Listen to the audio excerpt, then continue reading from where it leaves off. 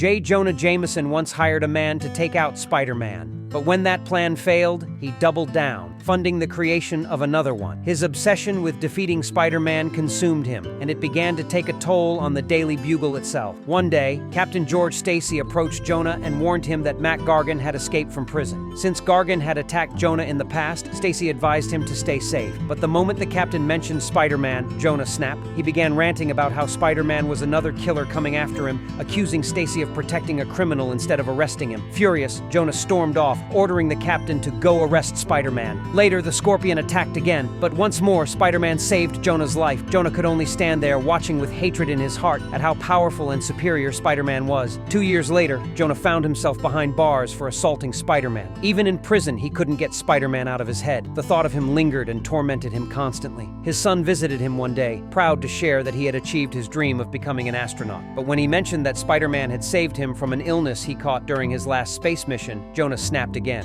He lashed out, shouting that Spider-Man was a criminal hiding behind a mask, just like the man who killed his wife. Hurt and disappointed, his son hung up the phone and walked away. A decade passed. Jonah was still in prison when he was approached by Norman Osborn. The two men shared their hatred for Spider-Man, with Norman telling Jonah that Spider-Man had killed Gwen Stacy. A year later, Jonah called Peter Parker. At first, it seemed like he wanted to offer condolences, but the conversation quickly shifted. Jonah began trying to convince Peter to hate Spider-Man too, insisting that Spider-Man was a murderer. Peter cut him off, saying he expected Jonah to be more human after losing his wife, then told him that Spider-Man was just a man before hanging up the phone. Years later, Jonah was still in prison, old and frail. He received word that Norman Osborn had died of a heart attack. Jonah expressed his condolences. A few years after that, he was finally released. Reflecting on what Helen, a fellow inmate, once told him, Jonah decided to take action. He put on his suit and went after the Scorpion, determined to end things once and for all. The two fought fiercely, but Jonah emerged victorious. As he stood outside looking up at the Daily Bugle building, Jonah's heart gave out. He collapsed and died there on the street. At his funeral, Peter met Helen, who told him she had been working with Jonah before his death. She revealed that she had compiled all of Jonah's writings into a single book and that Jonah wanted Spider-Man to have it. The message was clear. Jonah realized, too late, that he had been trapped in his own web of obsession, just like Spider-Man was trapped in his.